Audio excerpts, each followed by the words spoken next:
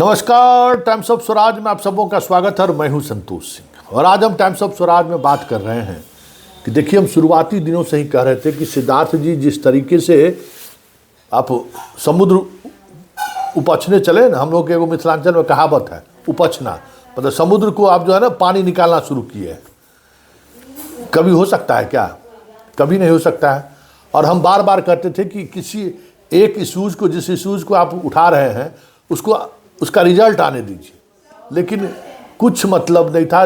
किए जा रहे हैं क्या जा रहे हैं। अब क्या हो गया?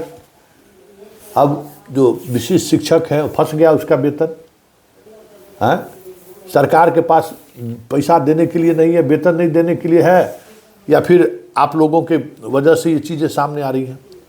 भाई कितने दिनों से प्रोसेस चल रहा है और उस प्रोसेस में विभाग को जो तत्परता दिखाए, जितना जिला शिक्षा पदाधिकारी को का वेतन बंद हो गया, उन लोगों का तो वेतन तो खटाखट मिलेगा, उन लोगों का तो निर्धारण भी सब कुछ हो जाता है। जिला में 7,000 10,000 शिक्षक होंगे, उन्हीं का ना मैक्सिमम 10,000 15,000 शिक्षक होंगे। छोटे जिला में 5,000 6,000 शिक्षक होंगे। उनके निर्धारण का काम होना है, जो बेसिक काम था वो नहीं हुआ, फंस गए। तो जो बेसिक काम है, आप कई जिले में EPF काट के नहीं जमा हुआ। अब बताइए सिद्धार्थ जी, इस मामले में अगर शिक्षक अगर चल जाए कोर्ट में, EPF जमा नहीं हुआ तो आपको कोई बचा सकता है? अल्टीमेटली जिम्मेवारी तो आपकी तय हो जाएगी। कंपनी से क्या जाने गया, शिक्षक का पैसा कटा और जिला का दफ्तर जो है सो पैसा जमा नहीं किया, तो जिम्मेवार कौन है? अब EPF के पैसा जमा नहीं करने का कितना बड़ा अपराध है सो आप बेहतर समझते हैं। आप श्रम संसाधन विभाग में भी रह चुके हैं। तो ये बेसिक काम जो है वो काम नहीं हो रहा है, प्राण बनने वाला काम नहीं हो रहा है। देख लीजिए जिला में क्या स्थिति है।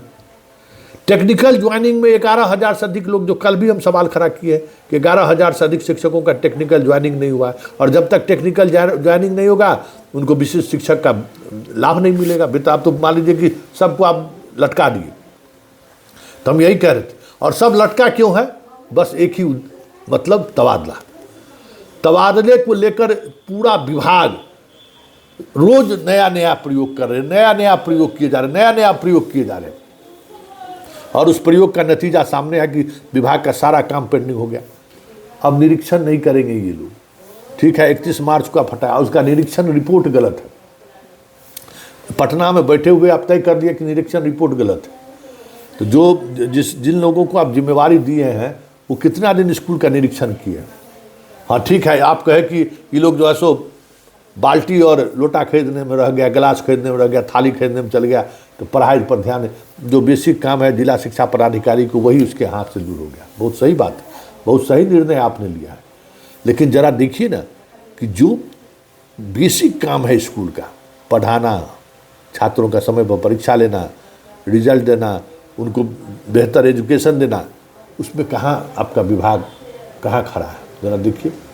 आपको हम जानकारी दे दें कि आप कहते हैं ना, जितना पूरे ज़िले में जहाँ जहाँ परीक्षा की वजह से स्कूल को टैग किया गया है, के पाठक के दौर में एक का भी मजाल नहीं था कि जिसको टैग किया गया है वहाँ टीचर स्टूडेंट के साथ नहीं जाए। और पूरे बिहार में हम दावे के साथ कह रहे हैं कि आप उसको सिद्धार्थ जी निकलवा लीजिए, एक भी जहाँ टैगिंग स्कूल है वहाँ बच्चा नहीं जा रहा है, और शिक्षक मोबाइल पर फोटो खींचता है, चल जाता है घूमने के लिए, फिर शाम में आता है खींच के चल जाता है। तो जो अनुशासन होना चाहिए वो अनुशासन भी नहीं हो सका। जो लगातार आप शिकायत भी हो रहा है। और आप देखिए बहाली को लेकर जो बातें आई सामने, जिस तरीके से अदर स्टेट की लड़कियां ने जो है सो यहाँ लड़के बिहार का डोमिसाइल बना के किस तरीके से रिजर्वेशन का लाभ लिया है, वो भी बातें अब डाटा खुलकर सामने आने लगा है और उस पर कार्रवाई भी होनी शुरू हो गई है। इसलिए हम बार बार कहते थे कि जिस पर आप हाथ डाल रहे हैं तबादले को, वो समझिए कि वो एकदम जलता हुआ आग है। उस आग से आप खेलने जा रहे हैं। उस खेलने का नतीजा देख लीजिए कि पर सब जगह से खबरें इस तरीके से आने लगी हैं। लेकिन इन सब से इतर जो सबसे महत्वपूर्ण बात है, शिक्षक को समय पर वेतन नहीं मिलेगा तो फिर वो कैसे काम कर पाएगा, ये बताइए ना। पाठक के समय तो ये प्रॉब्लम नहीं हुआ था, शिक्षक घर से बाहर रह रहे हैं, उन लोगों को समय, आज BPSC वाले को भी आधा से अधिक का वेतन नहीं मिला है। सक्षमता वाले को तो अब कर ही दिए कि जो उनका न्यूनतम सैलरी होगा वो उनको दीजिए, अब फिक्सेशन होगा तो बाद में देखा जाएगा। तो आप हमको तो ये जितना पैसा जो आप कह रहे हैं वो एरियर में मिलेगा, और एरियर में जब पैसा देने की बात होगी तो क्या होगा, आपका जिला का जो बीआरसी से लेकर ऊपर तक मांगेगा कमीशन, मतलब वेतन लेने में भी जो एरियर हो जाएगा उसमें आप दीजिए कमीशन। जो हालत है आपके कार्यालय का, जो भ्रष्टाचार है आपके कार्यालय का, बस खेला वहाँ शुरू हो जाएगा।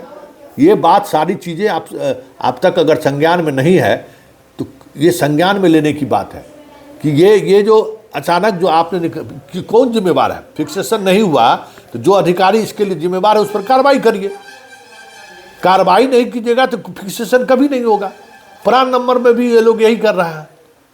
अब बताइए कैसे ये लोग यहाँ पर इस तरीके से चीज़ें को कंट्रोल करेंगे। अब समझ में आ रहा है कि जो बेसिक इतना बड़ा विभाग है, उस विभाग को अगर चलाने के लिए कुछ चीज़ें चल रही हैं, कुछ चीज़ें हो रही है, तो उसके पीछे एक व्यवस्था है ना।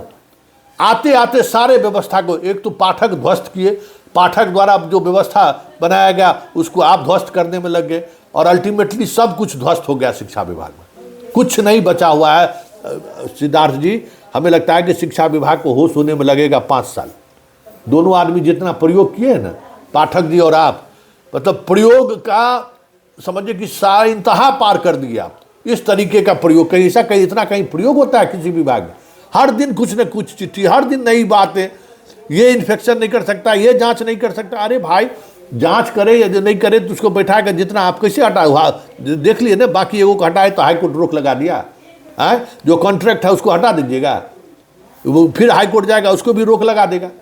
जो 3 साल का कॉन्ट्रैक्ट है उस 3 साल से पहले आप उसको हटा नहीं सकते हैं। एगो कंप्यूटर वाले को हटाए तो चला गया हाईकोर्ट, वहाँ से स्टे ले आया। तो जहाँ दिमाग जिस मामले में लिटिगेशन ज़्यादा बढ़ सकता है, जिस मामले में लिटिगेशन की वजह से सरकार पर आर्थिक बोझ बढ़ सकता है, केस मुकदमा बढ़ रहा है, उसी इशूज को टेकअप किया जा रहा है विभाग यही।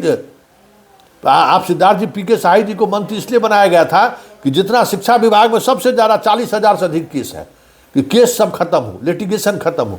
लेकिन आप लोग अपनी मनमर्जी चलाते हैं, लिटिगेशन बढ़ता चला जा रहा है। और आप तबादले वाले मामले में भी जो लोग चला गया है कोर्ट। आप ही के नियमावली में क्या है, आप नियमावली का पालन कीजिएगा ना। तो नहीं, अब आप खबर चलवाने लगे कि नियमित के बाद बीपीएससी वाले को करेंगे, उसके बाद देखेंगे विशिष्ट वाले को। मतलब विशिष्ट वाले की नियमावली में है विशिष्ट, कर दीजिए क्या, चल जाएगा हाई कोर्ट। वहाँ भी मामला लिटिगेशन में आप फंसा रहे हैं। तो जो लिटिगेशन में फंसाने वाला मसला है उस पर थोड़ा समय लीजिए ना, उस पर विचार कीजिए ना।